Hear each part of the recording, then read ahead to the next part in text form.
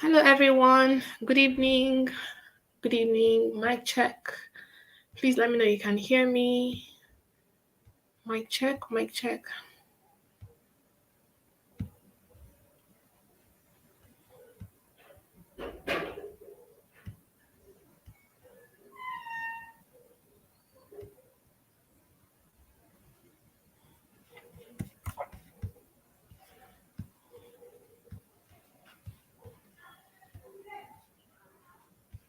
Fantastic. Good evening. Good evening, everyone. I trust our day went well. How was work? How was school? For those of us that are working and for those of us that are also schooling. Okay. All right. So we are fast winding down, and this is week 10. This is week 10. Yeah, I mean, how has it been? I believe the training has been very, very, very worthwhile for us. The syllabus, the curriculum is very broad. So yeah, no doubt the training has been very impactful. But let me hear from you. How has it been for you? How do you feel? This is week 10. How do you feel? You know. So let's hear from you. Let's hear from you. Let's hear from you.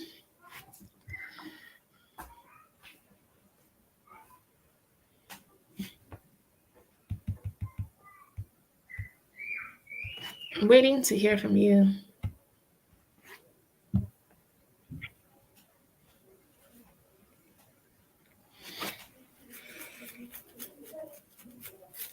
Okay, so for Perpetua, this is week 10. So classes, I'll just leave that to the technical assistants for information on when the training will actually come to an end.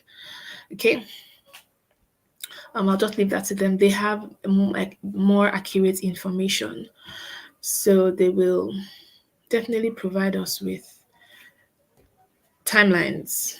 Okay, so Comforter said she's excited and it's been awesome so far. Titilopa Godele said the training has been impactful and rigorous at the same time.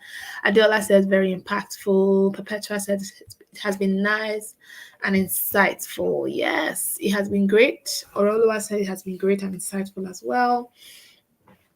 Yeah, I believe a lot of us cannot wait to start making money, right? Stella, this is not Cynthia. This is Ololade. Okay, it's Ololade, not Cynthia.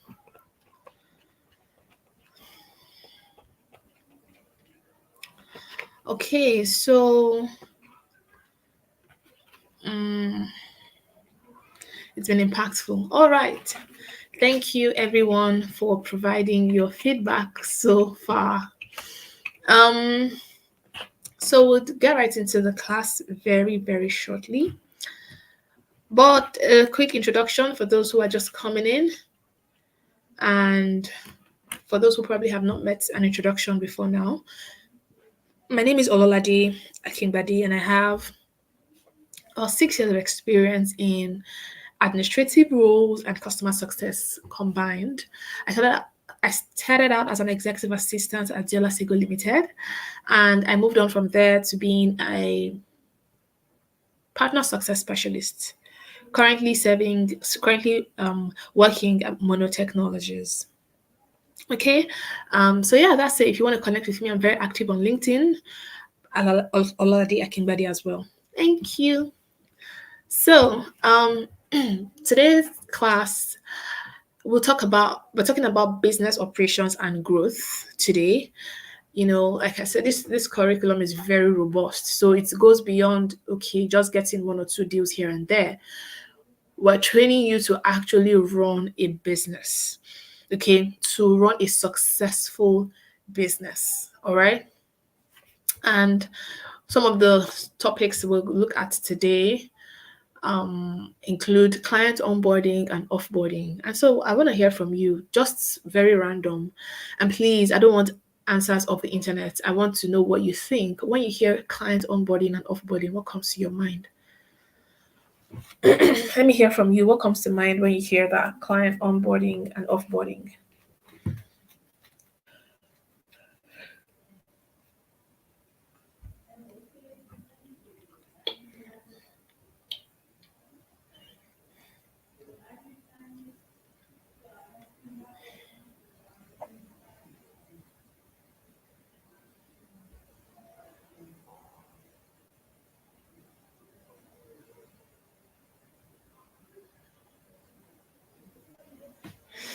Okay, Esther says onboarding is welcoming clients. Okay. So who else is answering? Bolaji said the process of welcoming your clients into your business. Okay. Okay. All right. Onboarding, Comforter set clients on a wait list. That says process of integrating the client into the company. Onboarding means introduction of the client. That's for Lakemi. Johnson Ayomide said client onboarding means getting clients and introducing them to your business. Okay. All right. Favor says, okay, what comes to my mind is getting clients or introduce them to your company, how to use the brand. Well, we'll see. Once we get into the class proper, we'll see what onboarding is. Vivian says client onboarding is getting into new partnership with new clients. Esther says offboarding. Okay, it's parting ways with clients. All right, great. So I see that we're not new to this term, but we'll look into it in more detail. Okay. So, client onboarding. Onboarding is the structured process. Please note my use of words. Structured process.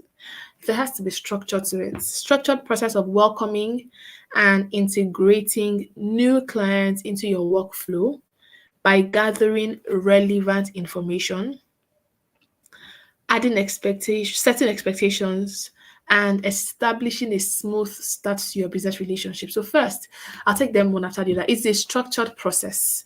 So onboarding, you need to have a predefined way to onboard your clients. You cannot just onboard them and say, well, this is where I feel like today. I'll just do this anyhow. I feel like doing it. I'll just answer. You can't do that. You need to have structure. Okay, for this kind of clients, this is how I'll onboard them. For this kind or this category of clients, this is how I will onboard them. These are the tools I'll use to onboard them. These are the documents I'll share with them. These are the things I'll need from them. So it needs to have structure. It shouldn't be haphazard. Because if you do that, a lot of things will be at stake on the long run. So there has to be structure. All right. Then, of course, welcoming and integrating new clients into your workflow. Because you have a client who you're just getting to meet, who you're on a professional, who you're working with, who you're getting to work with on a professional basis. You need to integrate them into your workflow. You need to make them understand what is obtainable, what goes on, how you work. You also need to understand how they work as well. Right? Then how do we do this? We do this by gathering relevant information. You need to ask questions, get on a call with them. Oh, what is your expectation in this aspect? What are your expectations in that aspect? How do you do this? How do you communicate? What are you expecting? What deliverables are you expecting? When do you expect this to be due? You need to ask questions. Set expectations. Oh, this is the time I normally respond to messages. Oh, this is the time that you hear back from me. Oh, this is the time this is going to happen. This is my preferred mode of communication.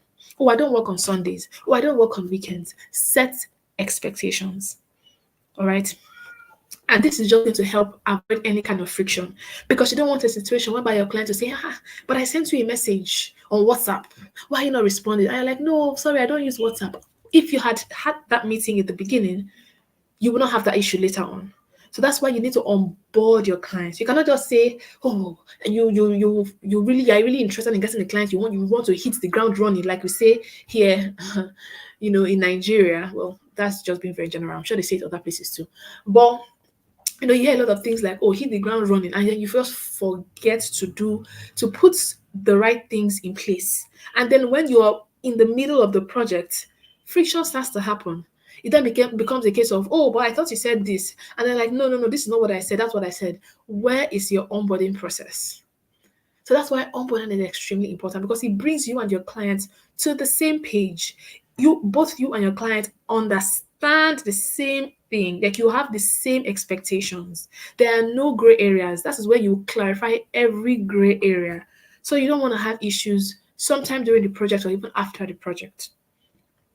Okay, so now why it's important, I already talked about that. A well-executed onboarding process ensures the client feels confident in your abilities. Okay, the client is not wondering, like, am I sure? I hope I did not make a mistake getting this person on board. Because when you can think about it. If you are a client, or if you're a client and you want someone, you hired a VA, a virtual assistant for something, and then the person says, oh, okay,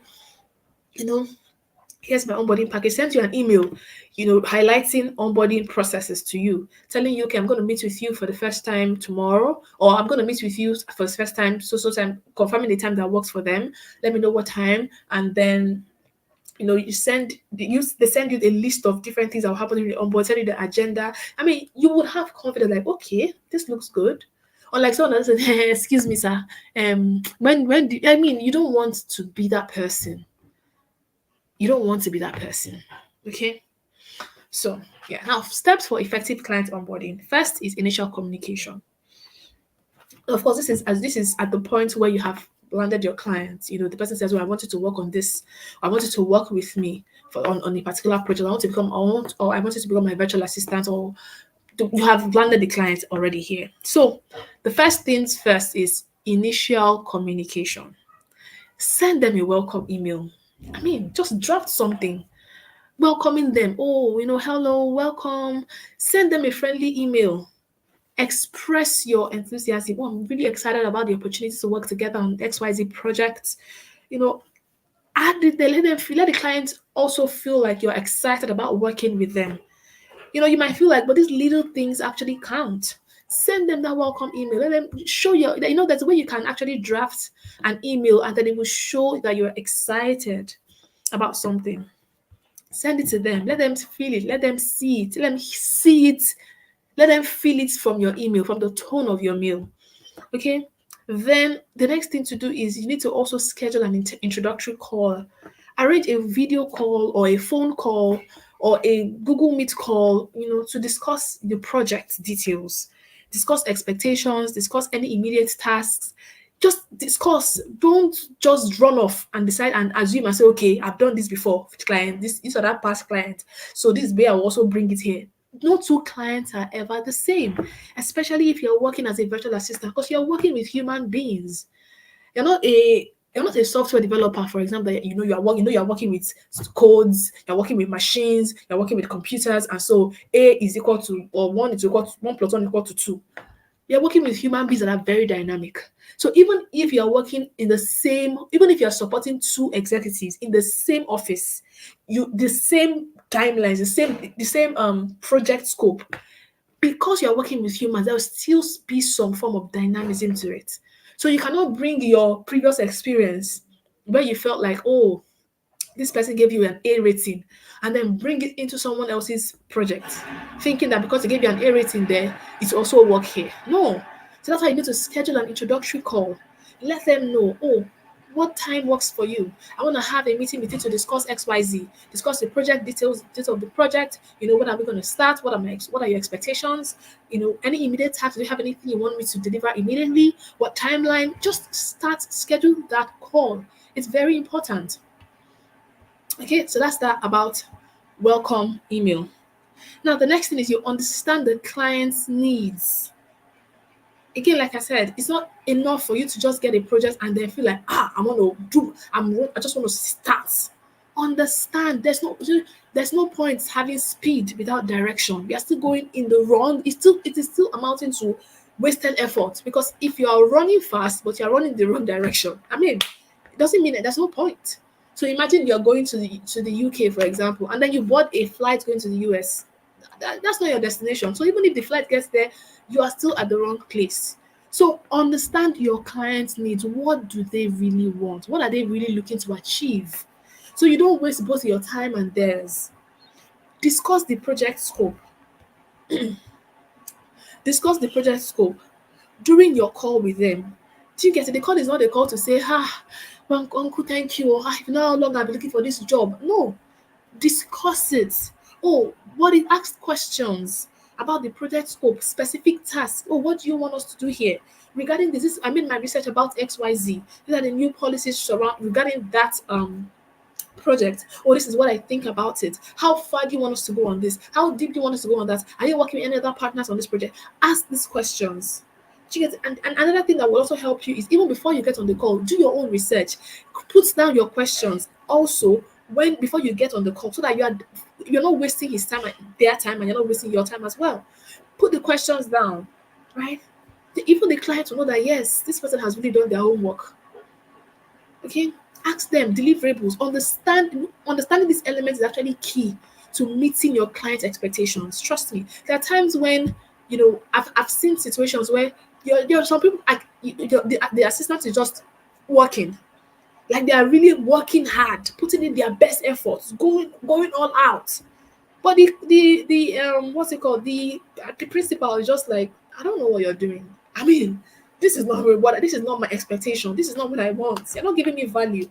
And they need to get value. That's what, like I said, it's not about you, it's about them. So they need to get value. You cannot work for them based on how you feel like it must be, how you have already designed it. It must be like that. You don't know. Of course, this is not to say that you do not have your own mode of working. I'll come to that shortly. But I'm saying that do not just run off on your own tangent, thinking that, I'm a pro, so yeah, I don't need to ask questions. No, you can make a mistake that way. Okay. Also, clarify objectives, understand their goal, understand how your work contributes to them. Clarify their objectives. Like, what are you trying to achieve? Why did you hire me? What exactly? Okay, this is the project you hired me for, right? What are you trying to achieve on this project? So that I can know how best to offer my support in a way that would effectively benefit this project. Ask those questions. It would really help you. Okay. Now, gather necessary information.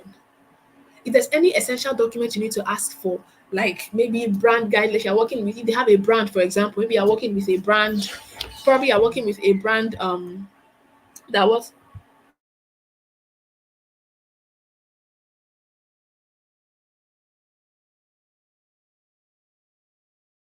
by working with a brand, for example, that has a particular way of communication. Ask these questions. Oh, is there a particular way you like to communicate at times like this brand? Ask them these things. Sorry, give me a sec. Okay, so ask them these things. Do you have any existing workflow? Are there any previous project materials you have actually started working with that can help me to get started? Ask them these things. Ask for these essential documents. If for example they are in the middle of a project, ask them these things. Any sign-offs? Do you need any government regulations, any regulatory documents? Depending on the industry that the industry your executive is, ask them. If they're a small business, ask them these questions. Oh, how can I, if you even need to, if you're probably if you are their maybe social media manager, you need to ask them for their login details. All these are very important. Then identify key contacts, right? So if you're working within an organization, find out who else are you will be working with. Some clients are so busy they even have two executives. Oh, am I working with somebody else? Am I reporting to somebody else? Ask these questions so that when you know your point of contact, it can help streamline your communication. Very important, please. Then also, you need to set up tools and access. So if, for example, you like I mentioned earlier, you are working with somebody who is in the social who has an Instagram page and they want you to manage their business page on Instagram, you need to ask them for, oh, can I have your login details? The person might even want you to sign maybe a non-disclosure or something, a non-disclosure agreement. All these things should be put in place. Can I have your login details? Can I have your tools? If you need to create maybe a project management tool like Trello or Asana, to manage projects, all these things, communication. If probably you're going to be communicating via Slack, or Discord or whatever means of communication or Microsoft Teams, Ask them these questions. Oh, can I have access? If they communicate maybe by via Microsoft Teams in the organization, can I have access? These are the questions you should begin to ask. Then also ask them about if most likely you would have access to like passwords, and their accounts. Ask them, how do you prefer to share sensitive information? Do you want to use password managers? Do you want to use encrypted emails? How do you want to share this information with me? Do you want me to sign a non-disclosure, or these are questions you should need to ask. Don't just assume that after you have hired me, so you should be asking. These people are very busy and they have a lot of things in their head and they might not even remember. Then establish your communication norms. Establish communication establish communication norms, please. Very, very, very, very important. Determine your communication preferences. Clarify how often you want to communicate. Clarify the channels you want to communicate. So it's a two-way thing, right? From your own end, determine it, discuss it. Oh, this is how I prefer. This is my preferred mode of communication. You might say, oh, I don't want to communicate via WhatsApp because WhatsApp is a bit informal, so you want to keep communication to probably emails or maybe Slack, since Slack is also instant messaging. So you want to keep communication to those channels. Let it be clear. So your client is not sliding into your WhatsApp DM and you're angry, like, why would this person send me a WhatsApp message? But you did not communicate from the beginning. So how would they know? So let these things be clear so that if they now decide to do that, they are breaching an agreement, and then you can now point them back to what you initially agreed on and in the beginning. So please communicate to them. If you're someone who probably you don't work on weekends, let them know. Oh, I'm really sorry, but I don't work weekends, I don't work Saturdays, I don't work Sundays. I resume at 9 a.m. on Mondays, and then I'm very much available up until 5 p.m. or 6 p.m. on weekdays. Let these things be clear. It will help manage expectations. So your executive knows that I can't reach out to this person on Sunday because it's clear. Or you're probably a married woman and I can't attend to calls after a particular time, because I'll be with my family. Let these expectations be clear. So you're not getting angry and like this person does not respect. Set clear boundaries. And also for them, some clients don't even like you calling them. They don't like it. Especially if you're working with creatives, they don't want you to call them because they feel like it might disrupt one creative process that's going on. So they don't want you to call them. Just send them messages. That's okay for them. Send them a mail or send them a message, drop them a message on Slack. That's fine. They don't want anything more. So you don't want a situation whereby you're now calling a client and then you're getting them irritated because you don't know their preferred mode of communication. So to avoid instances like that totally, just keep it. Ask them these questions. How would you like to be communicated? Even response time expectations as well. Agree on how quickly you both expect responses. Some clients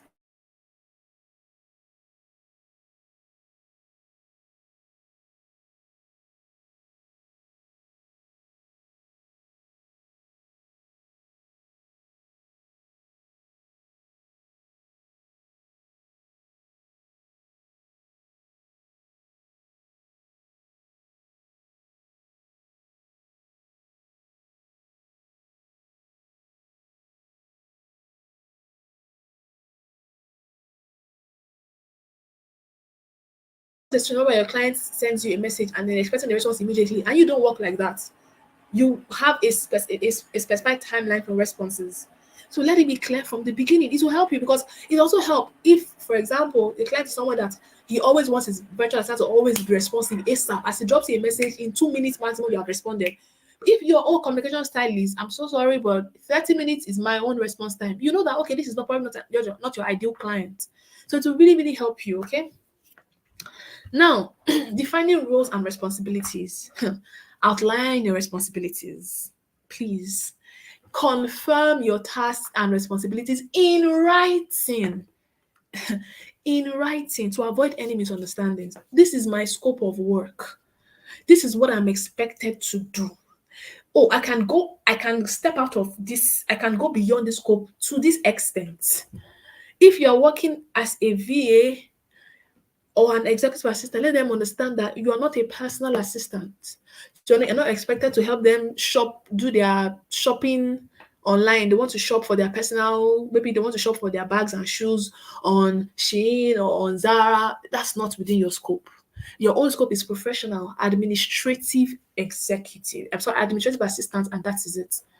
You're not a personal assistant. So let's define it. Let them know in writing. Let them know these are the things, or these are my tasks and my responsibilities, so there are no misunderstandings in the future. So the client doesn't send you their shopping list on Zara and say, "Oh, Zara is holding a sale, so I want you to order this shoe. I wear size 41. I love them. I want you to order me a polka dots trouser." And you're looking at it like, what's what are because it is set clear expectations, right? So please, let's do that. Then set milestones and deadlines. Okay, set milestones and deadlines. Very, very important. Please, it's very important to set milestones and deadlines. Discuss key milestones. You don't want a situation where a client gives you a task and then the next day they're asking you, okay, so where are we? Can I have the first draft of the content I asked you? And you know that this is a content that requires a lot of research. And you know you need about 3 days to even have a first draft. And your client is coming to you on day one saying, okay, so where's the first draft? You need to set clear milestones. Let them know. Oh, for this project, this is a project. These are my deliverables. This is when I'm going to send you the first drafts. This is when I'm going to send you the second draft. So when I send you the first draft, the second draft, I'm expecting a response from you by so time. So depending on when I get the first response to my first draft from you, then I'll give you this. This is when you get the second draft. Let it be very clear. Because to help keep both you and the client accountable. So the client knows that if I send the first draft, so the client knows that if you send them the first draft and they don't respond, there's nothing you can do. It means that you'll not be able to keep to your own side because you need their response for you to proceed with the next draft. So it keeps both of you accountable. Then feedback is very important. Because another thing is, like I said, you're working with human beings, and these are people that you're probably just meeting, right? You're probably just meeting them, and you are trying to get to understand them. So have establish feedback loops, agree on how you will get feedback from them. How's it going? Let them tell you how they feel, what they feel about your work output. Let them let you know what they really loved about your work, how things went. And trust me, these people are always very, very open to giving feedback. So yes, set it up. Don't be. I feel like, and I found that some people actually do not like feedback. I don't know why, but feedback is very important for growth. Because that's how you know what you're doing right and what you're doing. Because sometimes you might be doing something wrong and think you're doing something right, but you're just you're just going on your own. You're just on a different tangent. So feedback is very important because it would help you know where you're doing well, where you need improvement as well. Okay, so please encourage that feedback is very important. And if you're here and you don't like feedback, please be open to feedback. Be open to feedback. It's very, very good. It's good for your growth, okay? And I understand that sometimes some feedback may actually be like extreme criticism, right? But what I always do, advise in situations like that, is just take what is yours, right? And discard the rest, okay? Critical and be very sincere with yourself. If there's even if feedback is like really, really, really, really like critic is just extreme, like this is just be objective, listen, pick out what is yours and what is not yours you can discard. But don't close your mind to feedback. It's very, very important, especially for growth. Okay. So the last one is encourage open communication. Okay. And I worked with someone one time and the person said, I learned that the person said they don't like to do so. I think it had to do with like graphics. And the person said something like they don't like to make adjustments, to their graphics. And I'm like, I don't understand. How do you mean? This is a design. You sent me a design. I mean, if you have a design, why would you not want your clients to make adjustments to the design? What if I don't like something? What if I don't like something you added to it? Why would you say you don't like edits? I mean, it was weird. But then that's, maybe some people are like that. But let your client know that they can always reach out with questions or concerns and be open to it, right? Be open. Oh, your client tells you, oh, this work, something you give a client a piece of content, or maybe an article, or a social media post, or a copyright, whatever it is that you give them, and they're like, oh, I don't really want this here. I want that. And this is also not to say that you cannot offer your expert advice. You can offer them, oh, let them understand, oh, this is the reason this is here. I feel like these colors will work better here. These elements will work better there. This article, you can also explain to them why you did what you did. Some of them will see it and like, oh, okay, I understand now. And then when you can also make adjustments as well. Make the adjustments too. All right, but just do not be rigid and say, no way. I'm the expert here. All right. So please encourage open communication. Let your clients know that they can always reach out to you with questions or concerns. Okay. All right. So moving on. Any questions so far? Please let me know if you are following. Any questions so far? If I move to the next slide. Any questions so far? And are we following? Are we following? Any questions so far?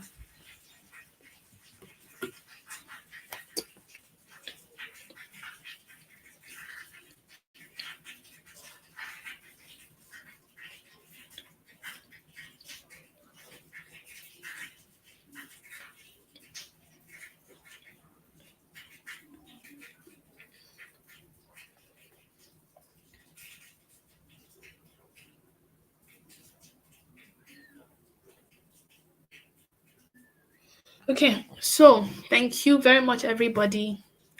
Thank you. All right, so let's move on to our next slide, tools for client onboarding. So you have different tools for your client onboarding. The first one, and these are, like I always say, that by no means exhaustive. There are a lot of tools out there that you can use. This is just a very small subset. Okay, so the first is CRM software. You have HubSpot, you have Zoho, and this is good to track interactions, track your client interactions. You have project management tools, which we'll also cover in today's class as well. Project management tools are used to manage projects, and so you have Asana, you have Trello. And the good thing is that you can also organize your tasks. You can organize your tasks in terms of images, like visuals. Very, very, very effective. It also has timelines. It also has reminders. It breaks your tasks down into deliverables. So you have your main task, and then you have different deliverables, sub deliverables, who is in charge of what, when you're expected, the project timeline, project deadline. It's just so good.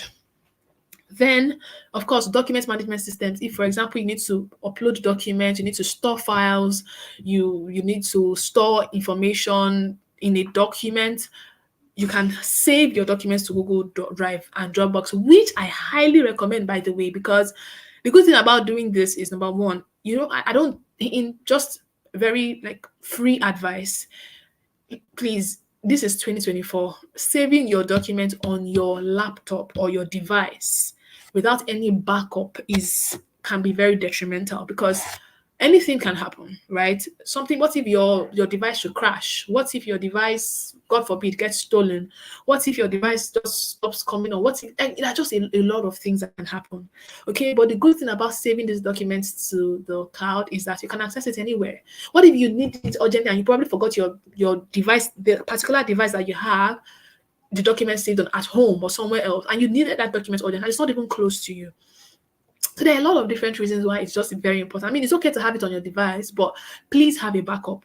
Ensure it is backed up to the cloud, okay? And thank God we have a lot of different mediums for that. You have Google Drive, you have Dropbox, you have a lot, okay? And the two of them they even have free space storage without even having to pay. Okay, so it's really, really important to have your documents saved to the cloud. And the good thing also with this is that it also encourages collaboration. I don't have to carry the documents to you in your office and say, oh, please, sign this document for me. I can just always share it with you. And the sign, I can even make edits. If, for example, you are a content creator and you want to share your content with your executive, just send it to them on the call. Let them look at it, make comments, you would see it back. I mean, very easy. Okay. So yeah, technology has come to make our lives easier. Then the next one is communication tools. Like I said, sometimes, I personally do not encourage WhatsApp for professional communication, to be honest. I would just stick to either you can use Slack, you can use Microsoft Teams, and they are very easy to use. If you can use WhatsApp, well, Slack is actually different from WhatsApp. Anyway, just that they are both instant messaging.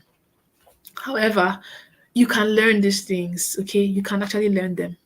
So if you can use Instagram, you can use Slack. It's not like they're the same thing, but if you have the technical know-how to understand Instagram, then you should be able to understand Slack as well. So so yeah, communication, it facilitates communication during the onboarding process, it's just better, honestly. Have a way to communicate. Don't do all this, especially if you want to be a professional. Like if you want to be seen as a professional, don't just use keep communications, have a communication channel. And the good thing with Slack is that Slack even gives you free access for 90 days. You get access to all of your messages. Just that after 90 days, you cannot get any your messages from 90 days above. If you're on the free plan, it will not be you will not be able to access it anymore. But at least you are able to use it. Okay. And if there's any information that you feel like you need to have complete access, you can put it on a document, and save it to your Google Drive so that you don't lose them. Then onboarding software, you have Bamboo HR, you have Trello, and it just helps you with like a structured onboarding workflow. So this is what we're doing first. And the truth is, with onboarding, you can actually use Google. You can use a document, just put it there. Know what you want. First step, communication email. This is dates. So and so dates. This is how many hours it's going to take. 1 hour. What is the next step? Create a Google meeting link. Put it there. Number 2, send a welcome email. When is it going to be sent? Send it on the 15th of October. What time is it going to be sent? At 2 p.m. Medium of communication, Google Mail. Next, just put it on your document and you're good to go. Even if because Bamboo HR is not paid, that particular feature, is paid for. So if you don't want to use it, you can always just use your Google Docs and put all of it, or even your Excel spreadsheet, just a simple table, and you're good to go. All right. So yeah. Now, client offboarding. Client offboarding refers to, again, the structured process a virtual assistant follows to conclude their working relationship with a client. It ensures that all tasks are completed, necessary documentation is provided, and both parties live on good terms. Client offboarding is a structured process. It's the structured process where a virtual assistant refers to the structured process a virtual assistant follows to conclude their working relationship with a client. So you cannot just decide as a professional, right? You cannot just say, this client has annoyed me. I'm not even doing again. No, I'm not doing. Take your work and go. That's very unprofessional. Even though, yes, I'm not saying the client was probably not overbearing, but off board properly. Because something is very important. Relationship is key. And you never know, even if the client can be very, very, maybe the client went overboard and all of that. You never know where you will meet the client tomorrow. You never know who you probably need to work with, and it's in client network. So just for the sake of peace, the Bible says follow peace with all men. Off board professionally. And this, like I said, it's not compulsory. If you don't want to work with anybody, you don't have to. Nobody's forcing you to work with somebody you don't want to work with, or somebody who is being very unreasonable. Nobody's forcing you to work with them. So if you feel like I can no longer bear the demands of this client, that's fine. But begin your offboarding process. Don't just say, you know what, I'm not doing again. Take everything. Take your phone. I'm not interested anymore. That's not professional. All right? So, again, steps for offboarding a client: communication. All right. And of course, offboard is not only when you don't feel like working with a client anymore. Even sometimes the project has probably come to an end. The client probably hired you to manage a particular project and you're done with the project. So yeah, that's another time to offboard a client. So how do you offboard? Final communication: notify the client, send them an email. Oh, thank you. It was amazing working with you. You could even highlight some of the achievements, some of the things you even achieved whilst we are working with them. Let them know what your last working day is. Let them know if there's any outstanding tasks that need to be cleared up. Let them know, these are the things that are still left, and I'll turn them in by so and so time. October 27th is my last working day here. It was great. Even if it was not really great working with them, just let them know it was great working with them, and thank them for the opportunity to work with them, and just be very cordial. even as you're about to offboard the client. Express gratitude, let them know, thank them for the opportunity to work together, highlight specific contributions or experiences that were meaningful. I mean, no matter how terrible the experience was, you still think of one thing at least that was a highlight, whilst you're working with them. Oh, include it in your email. Oh, wow, it was at so time I really, enjoyed working with this on you. You can also just add all those things to the communication with them.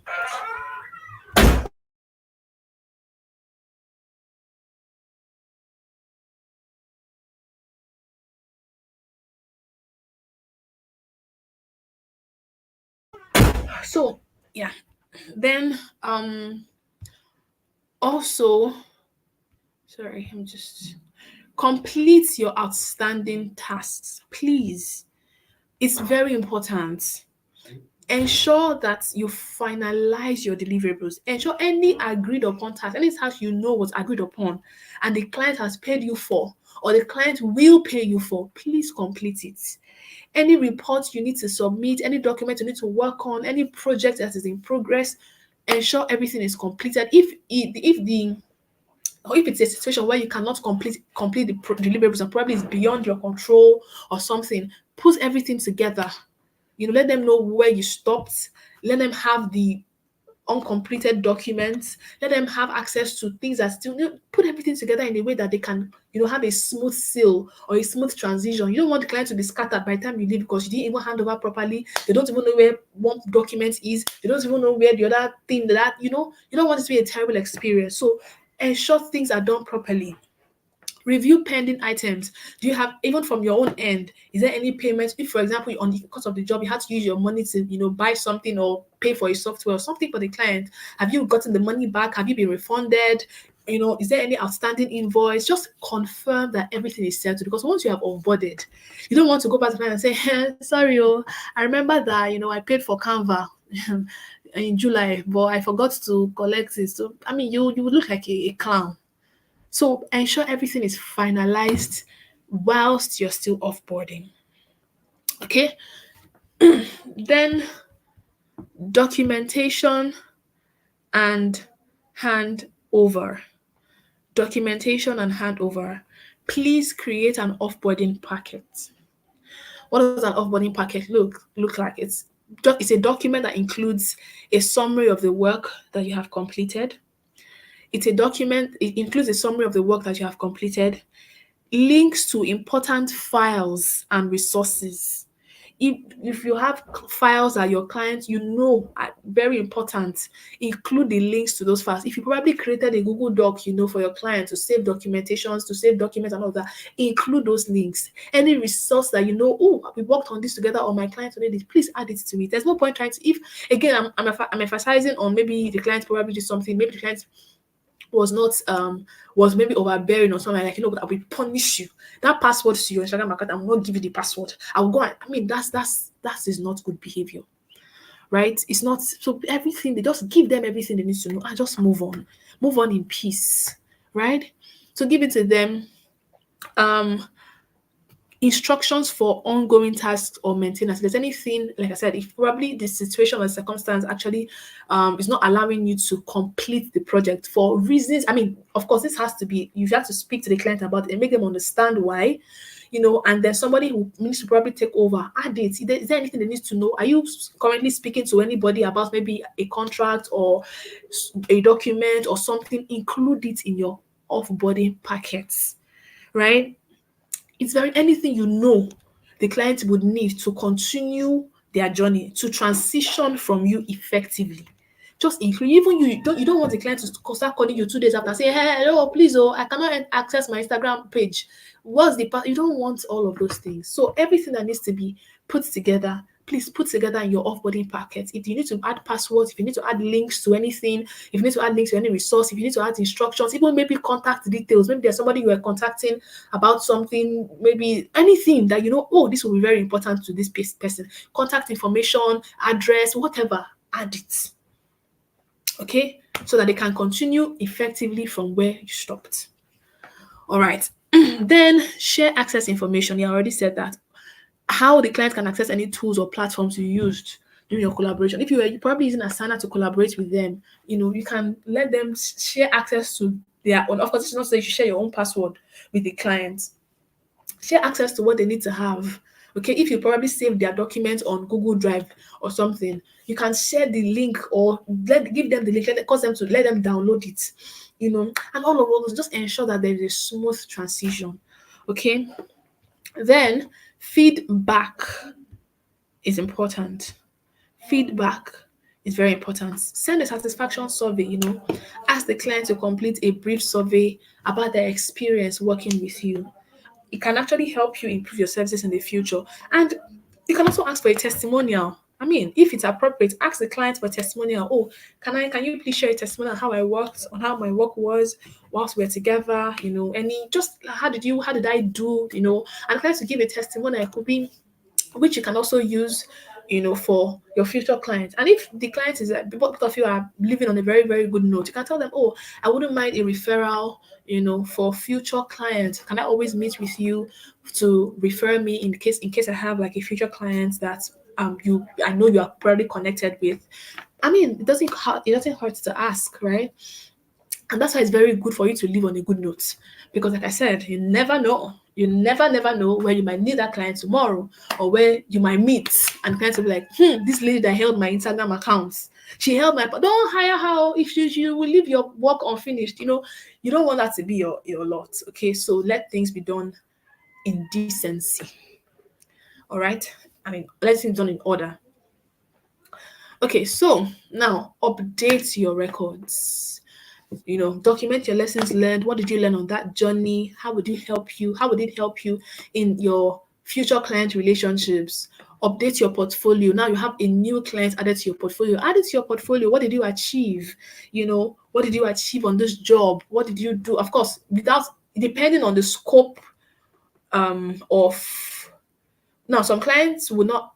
There's some depending on the scope of confidentiality. Yes, some clients are okay with you putting information about their work out there, and some are not. So, depending on the scope of confidentiality, which you must have discussed at the onboarding stage, you know how you would, add this to your portfolio.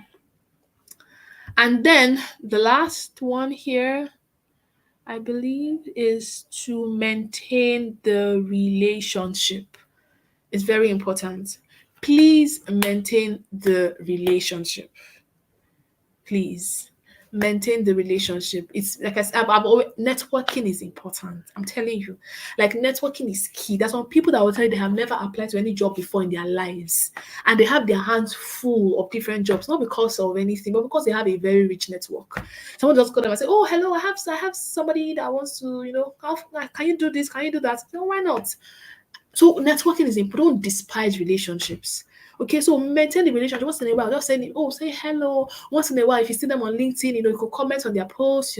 If you see them, if you probably had you were interacting on Instagram and it's their birthday. Oh, happy birthday! Da, da, da. Just maintain that relationship. Okay, because it's very important. You never know when you need it in the future.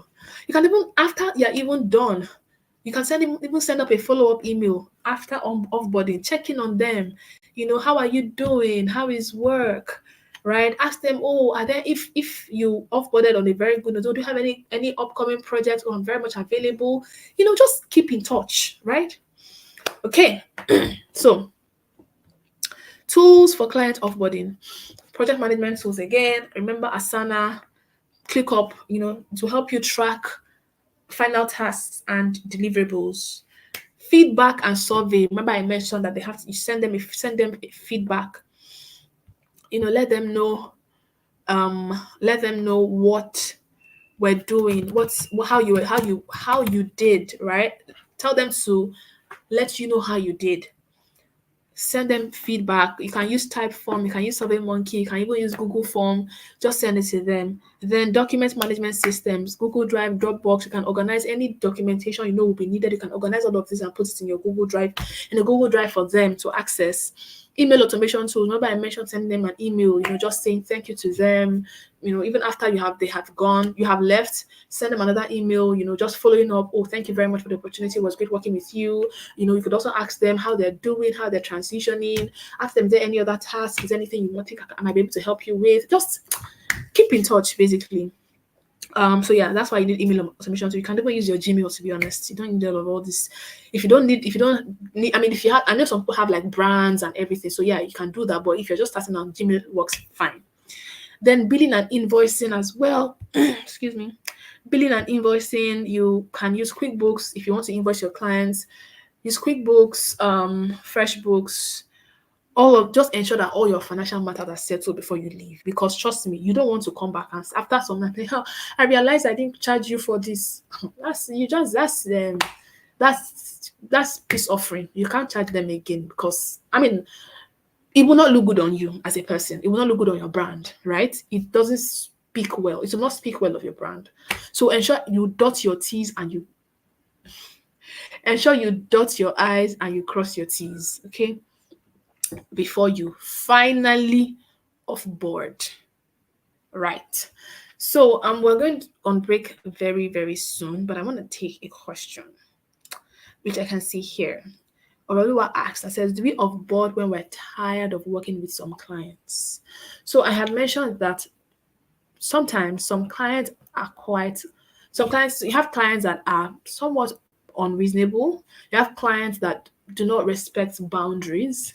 You have clients that like constantly do not respect boundaries because sometimes you have to bend over for your clients. Like, if maybe it's not often, maybe once in a while, a client just ask, oh, please, I really need you to help with this. Maybe once in a while, but there are some clients that are constantly, they don't even respect your agreement, they don't respect your project scope, they don't want to know. Some clients are maybe condescending. It could, so depending on those situations, because I don't want you to say when you say we are tired of working with some clients, I don't want you to confuse it with the client is demanding for excellent work or quality work from you and like, this client is too much job, I'm not even interested again. That's not good because it tells a lot about your own work output as a person. So that's not what I'm saying. I'm saying when a client has truly stepped out of line, like they have truly stepped out of line. They're not even ready to take to, you're speaking to them about it and they're not even ready to change, they're not ready to, make amends, and it just feels like this is now becoming too much. Of course you can offboard, but please offboard properly. Please offboard properly. Because again, when you were onboarding, you should also have also stated it in your when you were communicating with the client, letting them know how the timeline, right? In the events where you need to offboard, this is the timeline for offboarding, all those things, ensure they are done properly. It's extremely important. Okay. So does onboarding and offboarding apply to short-term projects? For example, a contract work for 1 day or a few hours. So yes, onboarding applies to all projects. So the thing with onboarding though is that onboarding does not necessarily have to like have this all long process where you're talking to the client, you have an email, welcome email, you do like your onboarding part. It doesn't necessarily have to have all of that. But for a short-term project, at least have a written contract saying this is what is expected of me, this is how much I'm going to be paid for it, this is when I'm going to expect payment, and at least have that first. Do you get it? So that you're not, so you can at least you have something to protect yourself in case the client wants to breach your agreement. I don't want it to be a case of but you said no, you told me that time I called you now when you said you don't like. I don't even do verbal, even if for any reason I have to speak to a client on the phone. Always, I always just like to follow up with a written maybe a written document or just somewhere it is written as discussed over the phone. Then you go on and you write it out. So yes, even for a 1-day project, please, you should onboard. Then Guani says, does onboarding, okay, I already answered that. Ganiyu Tawakaliti said, concerning on financial management, wrong link, we have posted the right link in the comment below. Okay, I think that's for TAs to attend to. Technical TAs, someone needs your attention here. Ganiyu Tawakaliti regarding the assignment and the link. All right, so we will go on break now and we're back at 8:10 where we would continue on our topics, our subtopic for today: project management for a virtual assistant. Okay, so we'll reconvene at 10 minutes past 8. See you soon.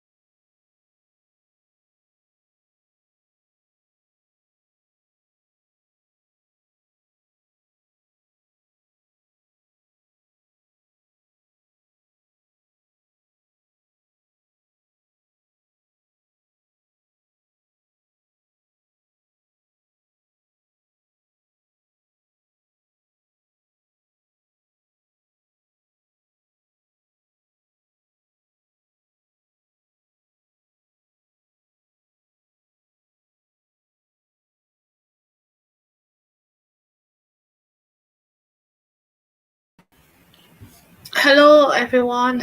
Are we back? Are we back from our break? Welcome back. Welcome back. Mic check. Mic check, please. Let me know you can hear me. Welcome back. Welcome back. Welcome back. Welcome.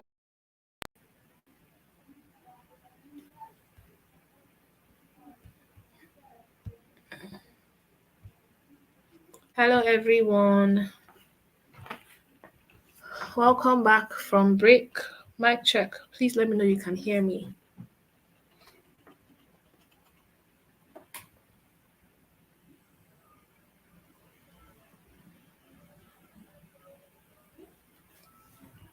Let me know you can hear me. Let me know you can hear me. Mic check. Mic check. Mic check.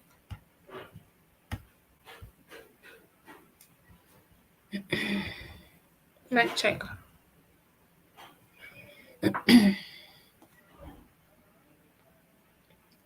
Awesome. Fantastic. All right. Thank you. So far, please let me know what you have been learning so far. What you have learned so far. I mean, we've been in the class for about an hour. So let me know what you have learned so far. I want to see in the chat.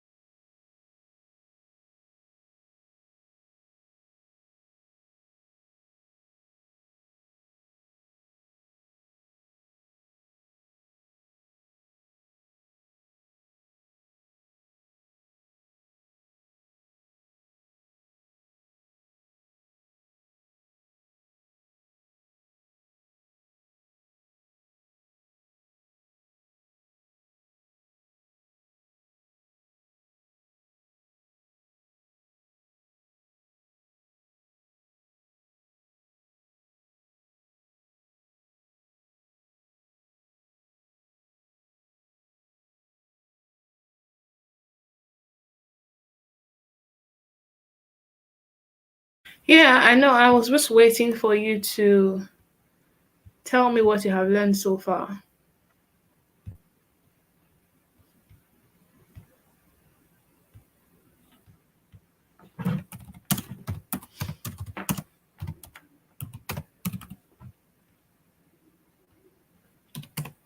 One second.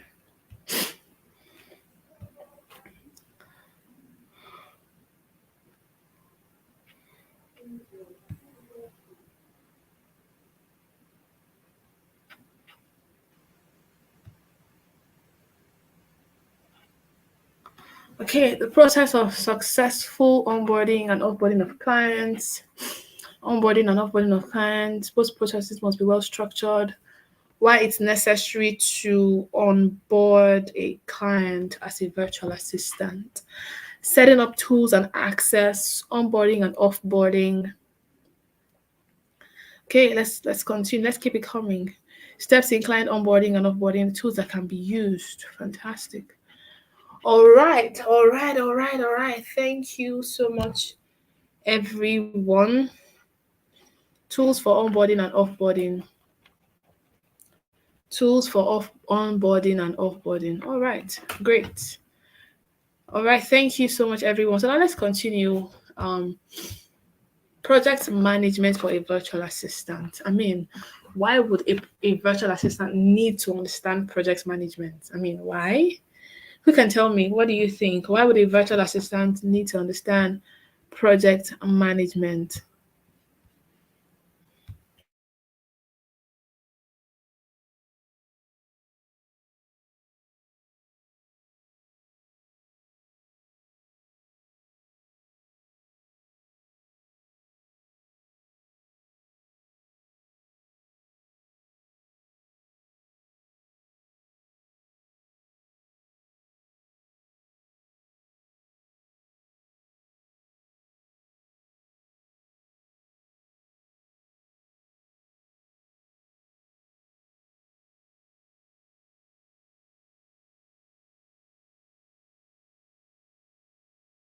happening? Nobody's saying anything.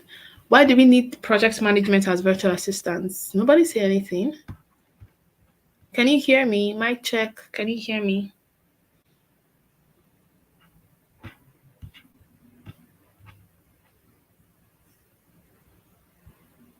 Okay, Esther says she doesn't know.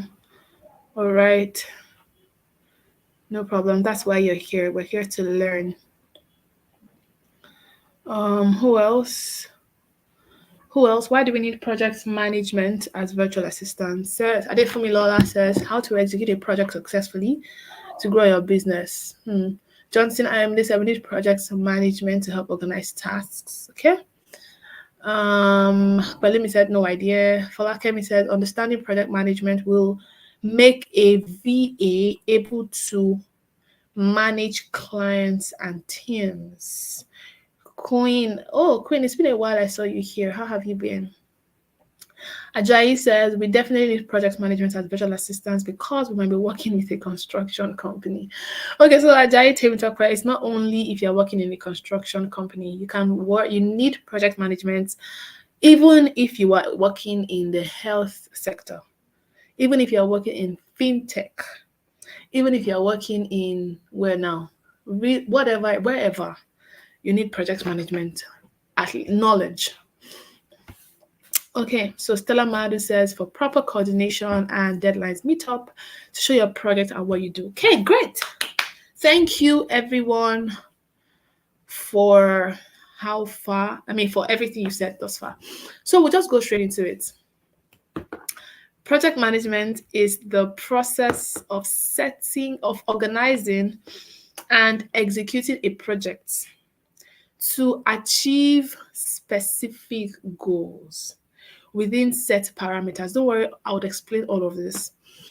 Project management is the process of organizing and executing a project to achieve specific goals within set parameters like time, scope, and resources. So, project management is basically how you organize and how you execute a project. Every project has a goal, right? There's something you are trying to achieve with any project that you embark on.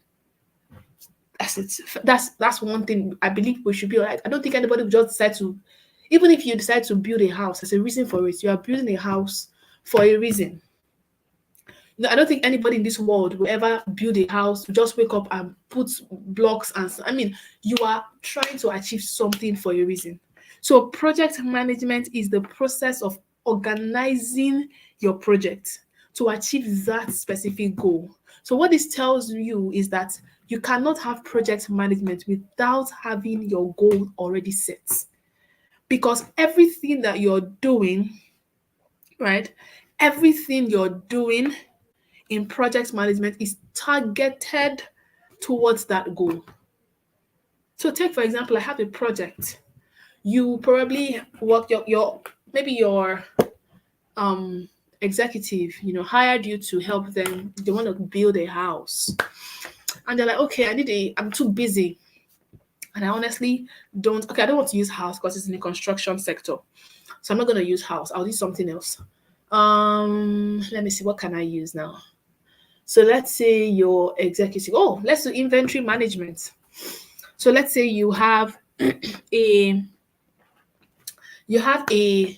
there's someone in the e-commerce industry. So maybe somebody that sells a lot of, what can I use now? Let's say hardware, maybe laptops, or let's just say laptops, or someone that sells like designer shoes and bags.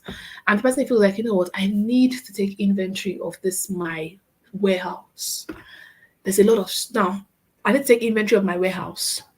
And the person reaches out and says, I need an assistant. I need a virtual assistant, that would help me just manage things from here.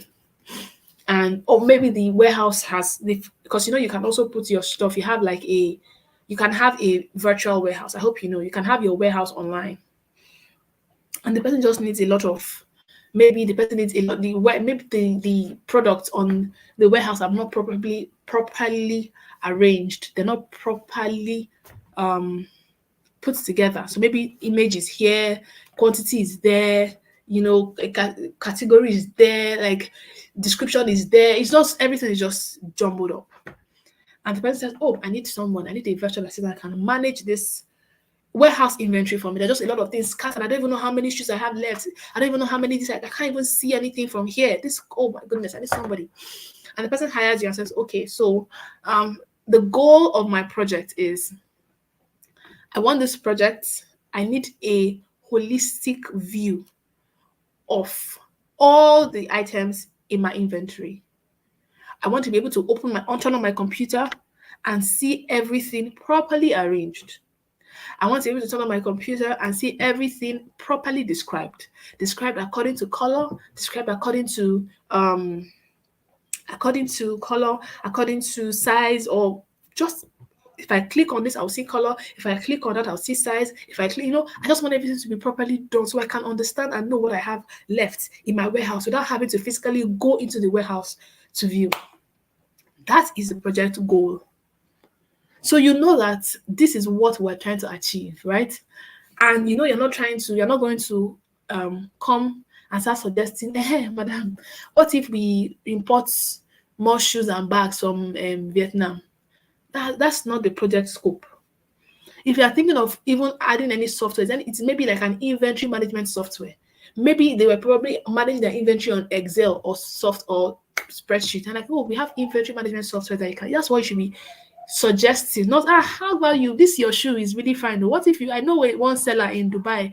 I mean, it's not bad to suggest that, but that should not be that should not be your focus, because that's not why you were hired.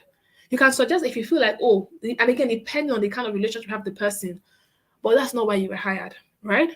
So now project management is you are organizing this project. So now let's still go back to our inventory manager.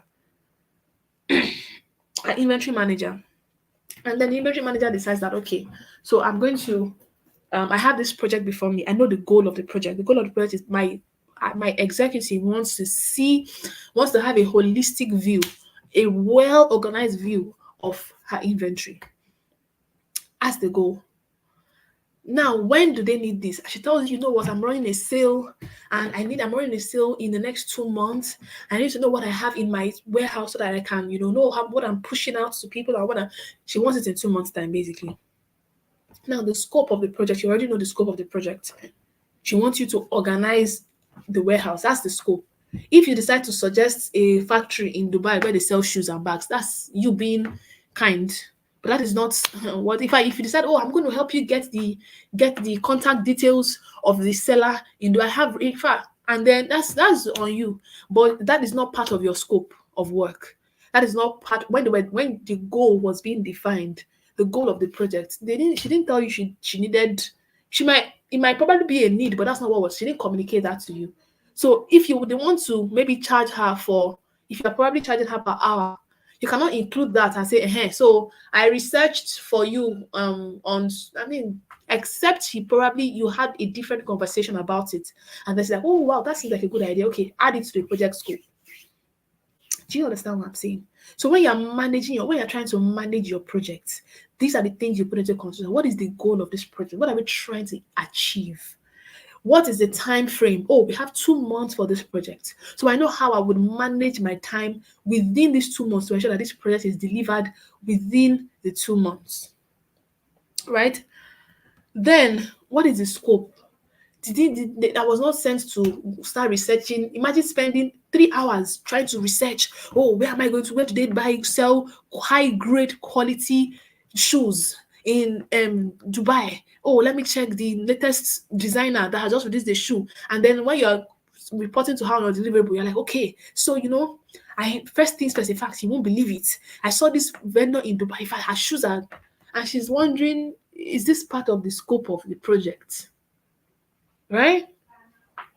And then resources. How much resources are available for this project? Is this somebody that can afford to get maybe high-tech software to help her inventory, or she tells you that no, I'm not ready to spend that much, or I just want to stick to my spreadsheets.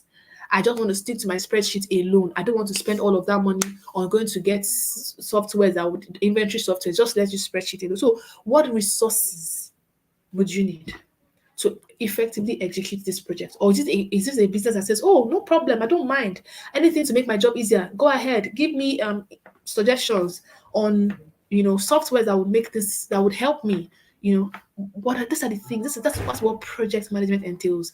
It's not something that's just like sit down and say, this project, shake your head to the left and right, say, this project looks like it will take 2 months. There's no premise, no basis, nothing.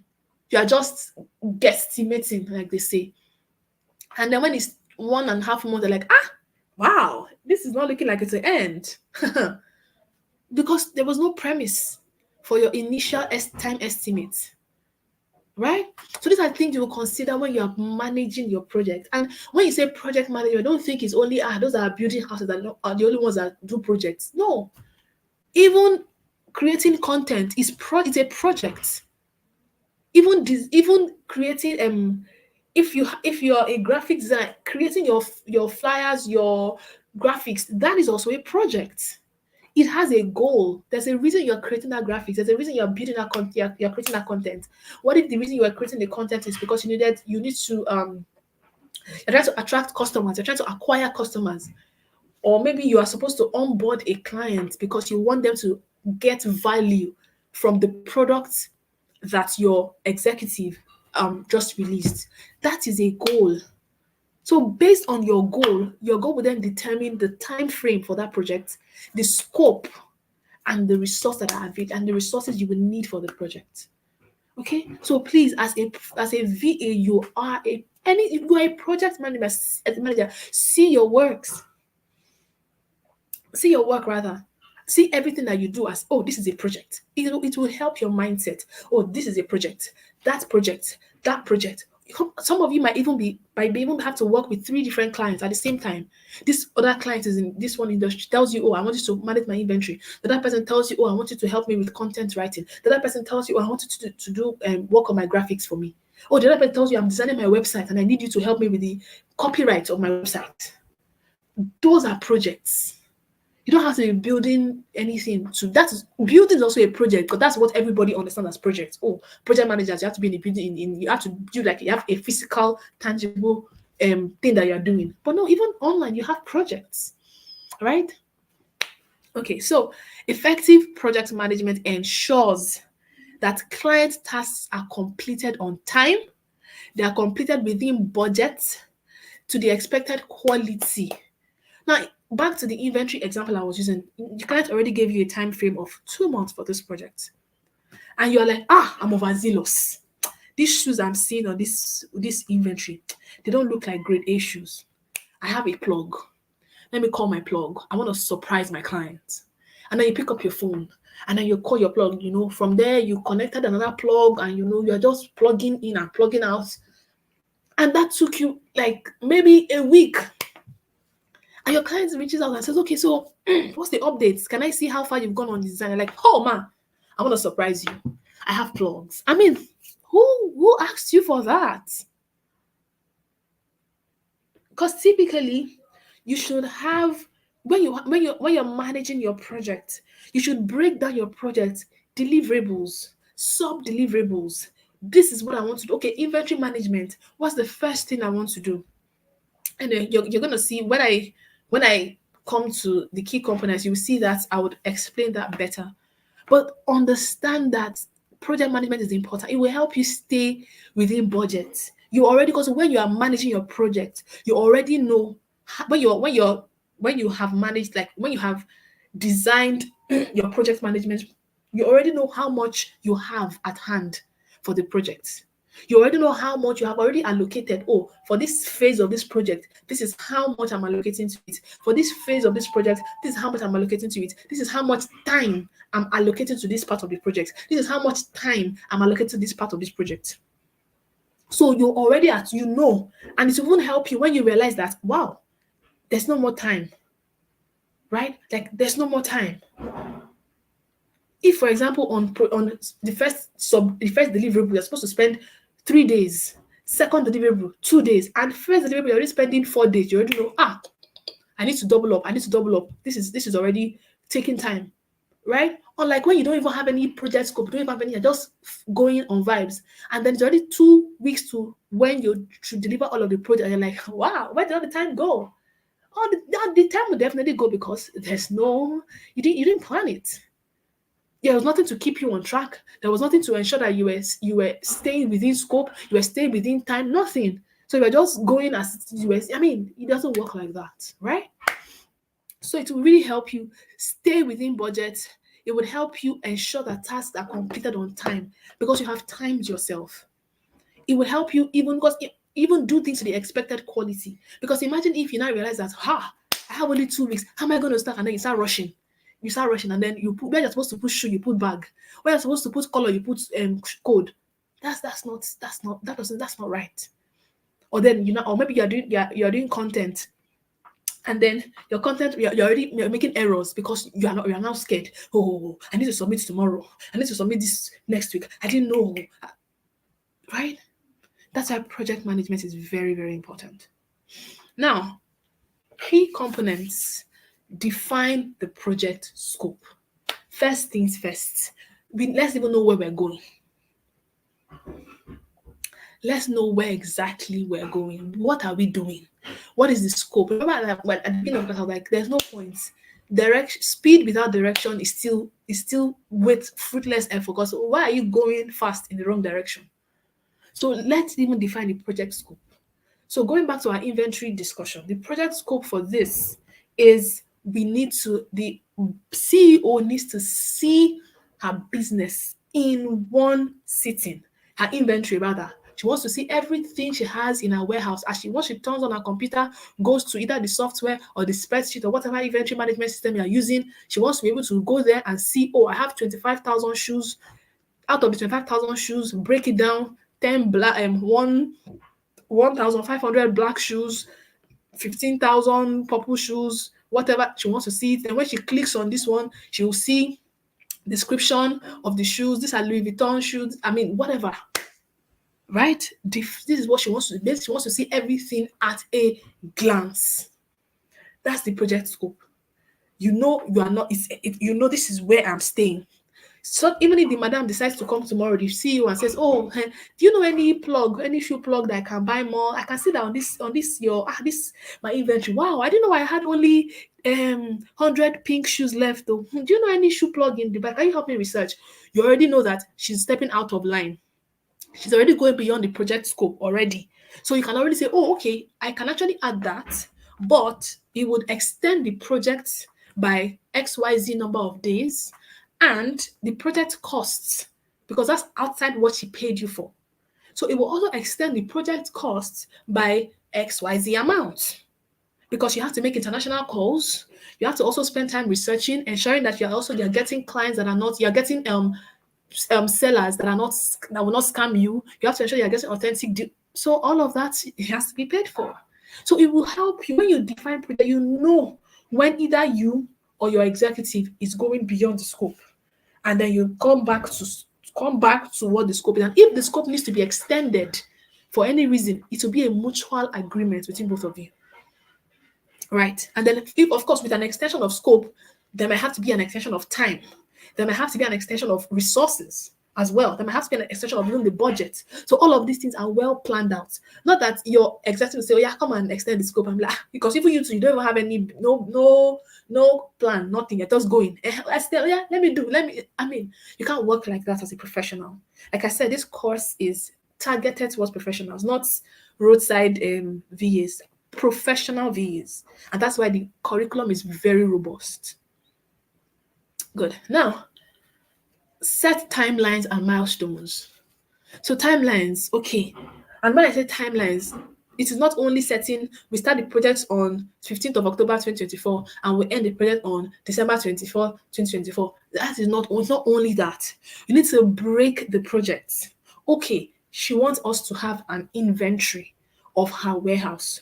First things first deliverable, gather all the shoes let's put together on the, since all of the shoes are scattered all around on this software, let's gather everything. First things first is gathering all of the shoes. We need to even know how many shoes it has in total in the inventory software. That's the first scope of the project. So maybe that one will take you 1 day or 2 days.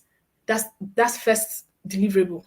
Maybe under that deliverable, you can now have, okay, sorting. Let us want to now start sorting the shoes. Let us determine the scope of the category of, so how are we sorting? Are we sorting by color? Let's add the sorting by color, sort by size, sort by designer, sort by what?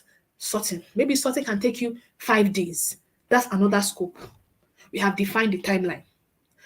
That's already 7. How many days now? I think 7 days out of 2 months or so. Then you have another one. Oh, we need to now start imputing description. How are we going to describe? Are we going to be describing only by color or by designer? Description, maybe you want to even have different kinds of descriptions. Maybe description by designer, include that. Maybe even in the description, you need to also go and do your research. Maybe research, how best to describe things such that, it will make it very appealing, or how best to describe things such that you can easily find them. When you just click, you just easily find them. That's another one. Add your description. Maybe you even need, some of the pictures are even like already getting, are not even properly taken, and you feel like, these pictures are not really looking good. You cannot, maybe they are bent or they are dark or they are blurry. We need to also take more pictures to also upload, include that. Maybe that will take another 5 days. So you are adding, can you see what I'm saying? It's not that you're not just saying, inventory management, yes, 15th of October to 15th of December, done. That's what we're going to do. And then you're just there. You are not even tracking it. You don't even know if you have covered a lot. You didn't even divide the project into nothing. I just doing, any day you wake up, you say, hey, today we are, you can't do that. All right. So that's it. So set timelines and milestones. Okay. Milestones. This is what we're doing within this timeline. This is it. Once that is done, you tick it off. Done. That's a milestone. We have success. First milestone is we have successfully gathered all the shoes in the inventory. Now we can see at a glance that it has 25,000 shoes in this inventory. That's a very large inventory, right? Now delegate tasks. If you probably have somebody who's working with you, delegate. This is what you're going to do. You are in charge of researching on how best to describe shoes in such a way that it will be easy to understand. You are in charge of pictures. These shoes, delegate these tasks. You are in charge of only black shoes. Put their name there. This is the timeline. You are in charge of purple shoes. Put their name there. You are in charge of kitten heels. You are in charge of block heels. Delegate so that it's not too much for you. Especially if you have a group of people that you're working with. Then monitor your progress. See, this monitor progress is very important. How far have you gone? Are you on track with time? Are you on track with budget? Are you on track with resources? Monitor your progress. It's very, very important. Please don't just don't just do things based on vibes, like anyhow I feel like, this is how I feel like doing it today, and this is how I'm going to do it. Please monitor your progress. It's extremely important to do so. Then risk management. I want to explain risk management with an example so that it drives home the point. Risk management. Please, sorry, just give me a minute.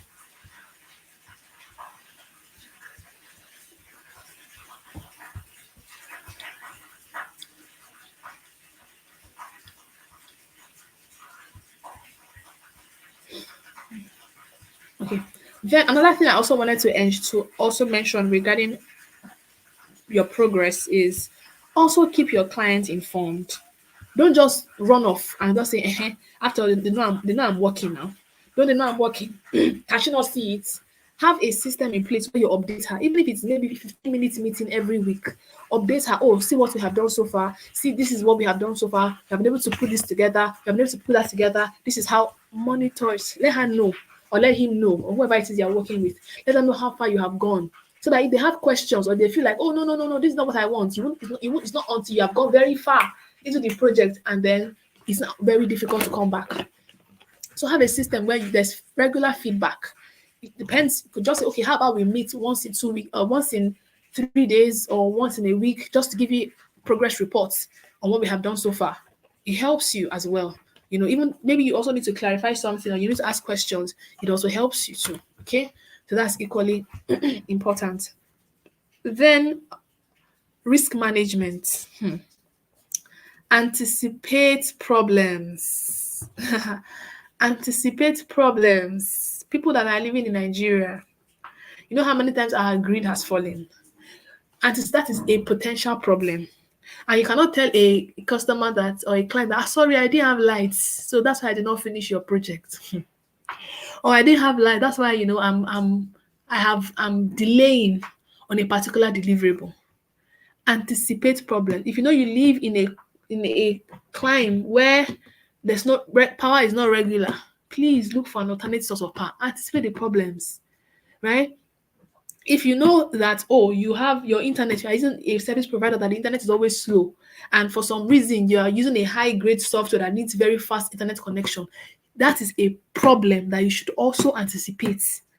I remember when I was some time ago, I when fuel prices were going really, really high.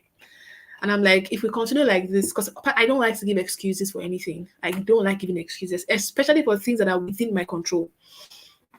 I thought about it, and I use the generator a lot. And I thought about it, the rate at which fuel is going up. I mean, because I work remotely, so for the most part, with the rate at which fuel prices are going up, it might not be feasible, having to run the generator like I used to run it before. So what do? What I did was, okay, I decided to change my device. I decided to get a higher grade device with a longer battery life that I know this battery can take me for a whole day, for like within working hours, and it's not, as long as it's fully powered, I don't have issues. I decided to change my device. That is what I did. I already knew I was set to I was already looking at fuel prices. I'm like, this is going so high. Right? I just started to change my device. So that's a potential problem that I had anticipated, and I just solved for it before it became a problem. So I don't have to give the client excuse and say, sorry, I'm in Nigeria. If I this Nigeria, our grid has fallen. There's no light though. This place, we've not had lights. If I see the queue in the filling station, who wants to hear that? No client wants to hear that with you. Right? They don't want to hear that. They just want to see. I mean, those are things that are within your control. Right?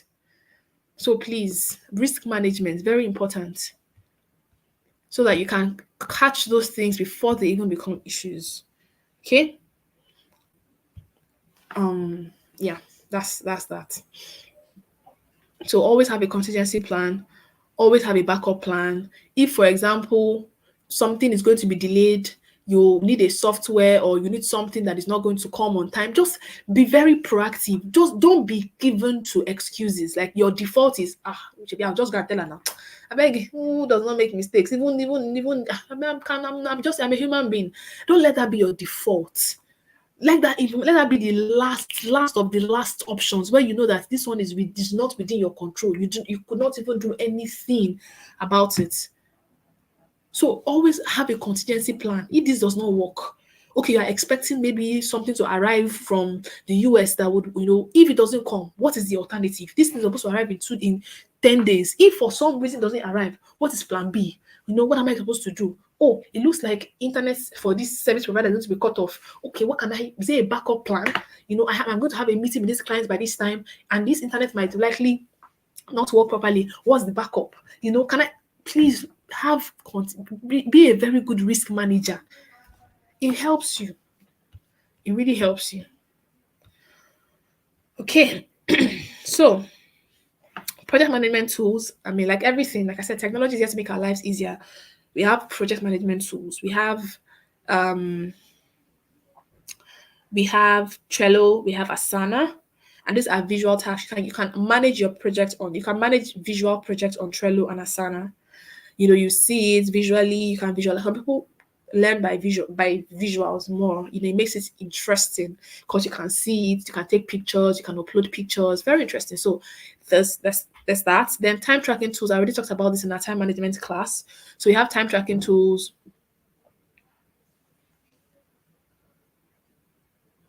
You have time tracking tools. You have Toggle. You have Harvest. You also have collaboration tools. I already talked about Slack and Microsoft Teams, where you can use to communicate. You have file sharing and document collaboration. I talked about that already. Google Drive, Notion, share files, share documents, share collaborations, you collaborate different things. And then you have, sorry, please hold on. You have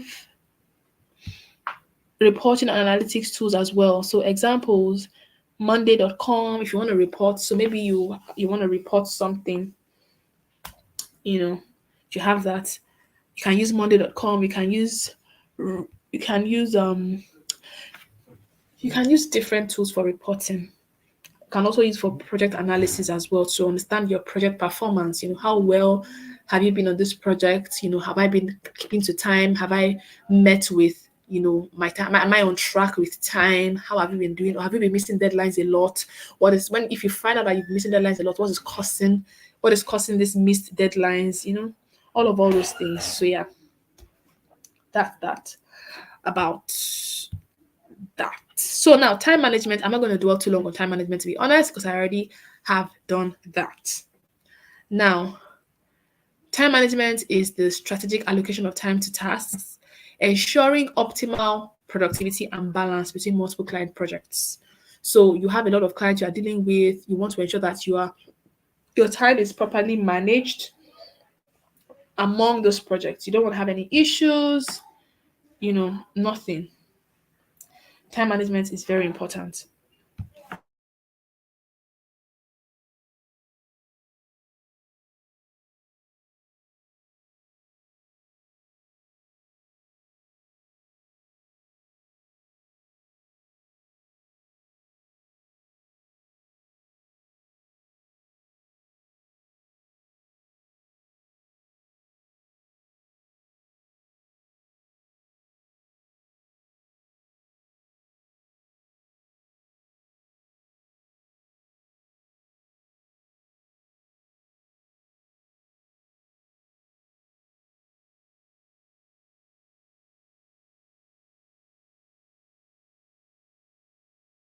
Can you hear me?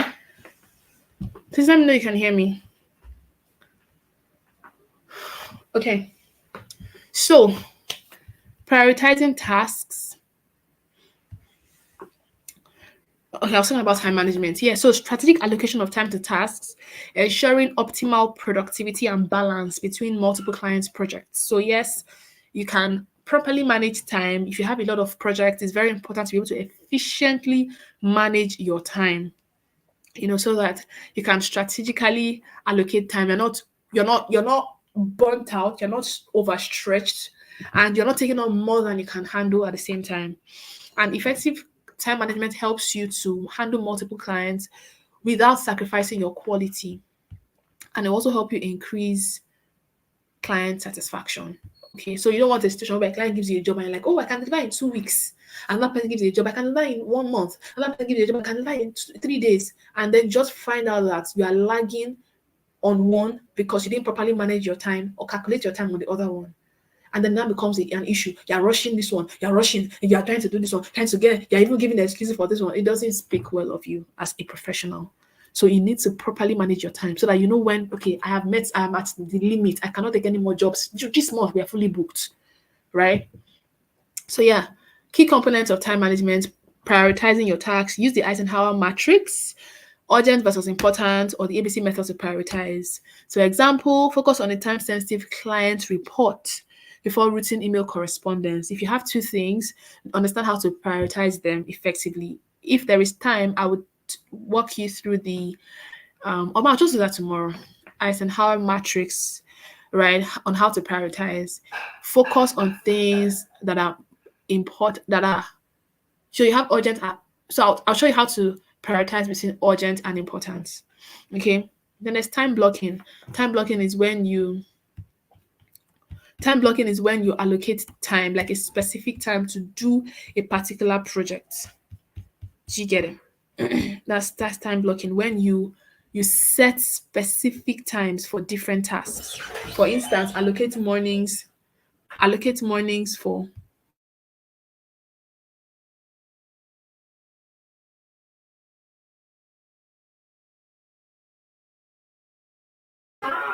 So, for example, allocate mornings to for client meetings, right? And afternoon for project work, focused project work. So that's just in be time blocking. Set specific times for different tasks. For example, you can block 9 a.m. You can block 9 a.m. to 12 p.m. for administrative tasks, and then 1 p.m. to 5 p.m. for deep client work, depending on whichever works for you. That's time blocking. Then dealing with interruptions, which is very, very, this is something that happens a lot. Deal when it comes to dealing, you have to learn how to minimize interruptions. For example, you can even set like a do not disturb time from 10 to 12 where you focus solely on clients' deliverables. Like everybody knows they cannot disturb you at this time. No, like this time is focus time. Nobody disturbs me, nobody reaches out to me. If, for example, you are maybe a mother, you probably have like children, or you have like children, you can set your DND times maybe when they've gone to school, so that yes, you are just doing focus work. Or maybe you have a baby, okay, how about you take that to the crèche between this time and this time, because you need to focus on work. So just know how you manage your distractions so they don't get in the way of your deliverables. Then track productivity, right? How productive? Because doing does not it's not necessarily a measure. I mean, it doesn't always show that you're productive. The fact that you're working, it does not show you're productive. So track your productivity. Right? Create a system where you are able to track that. Okay, yes, so I'm working and I'm being productive. That's very, very important. Okay, you can use different tools. You can use Toggle, Rescue Time. It's also an app for productivity. It's a productivity app. Rescue Time. Track how long tasks take and identify where time is lost. If you're probably spending 5 hours on a task that should maybe be 1 hour, that's not being productive. So you can ask, why am I spending so much time on this task? Are you being distracted with your phone? Is it that every time you just grab if your phone notifies you of something, you have left what you are doing and you have gone, what is making you spend so much time? So track your productivity is very, very important. Yeah. Then balance multiple clients. Create a way balance. You need to also know how to balance multiple clients. Okay, because again, I'm trusting that a lot of us would begin to work with clients and we'll have like not just one, but even a lot of them. So know how to balance these things. Create a workflow that prioritizes your higher paying or long-term clients while managing smaller tasks in between. So don't if you have like a client that pays you higher, obviously it's wisdom to understand that there has to be a system where you dedicate more time to those people compared to like other smaller tasks that are in between. Maybe one client just wants you to do something for them within 3 days, and another one pays you like another person pays you like really, really higher, for a more intense project. Just understand how you will balance things so that the higher clients gets the attention that they deserve. Right. So yeah, that's that about time management. So very quickly, I'll just go to the Eisenhower. I'll go to the Eisenhower matrix very quickly. It's a time management tool developed by President Dwight Eisenhower, and it helps you prioritize tasks based on urgency and importance. Okay, it helps you prioritize tasks based on urgency and importance. So I'll just run through it very quickly. The assignment that you have is the assignment is once I'm done with this, you would use this Eisenhower matrix to manage your time tomorrow. Everything that you need to do tomorrow, you would group it according to these different quadrants. Okay, so yeah, this is called quadrants, by the way. All of these things, it's called quadrants. So that's your assignment. You're going to use this matrix to manage your time tomorrow. Everything you're doing tomorrow, you would distribute it between these 4 quadrants. All right. So now the aim of this whole matrix is to distinguish between tasks that are urgent, that are important, that are both urgent and important, or not urgent and not important. And the reason for this is to aid in decision making about what to focus on, what to delegate, and what to eliminate. All right. So you look at this first one that has green here. If you look at, so look at this first one that has green. You can see at the top here, you have urgent. By the side here, you have important. So what this means is if your task is urgent and important, do it. Do it, okay? These are tasks that have deadlines and they have consequences if you don't do them. These are, in fact, these are urgent problems, tasks that if you don't do it, it will cause serious problems. So for example, let me see, what kind of tasks are?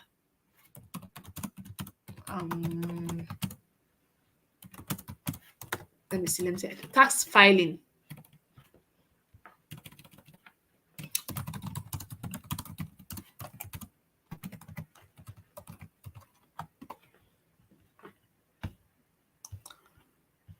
For example, if you have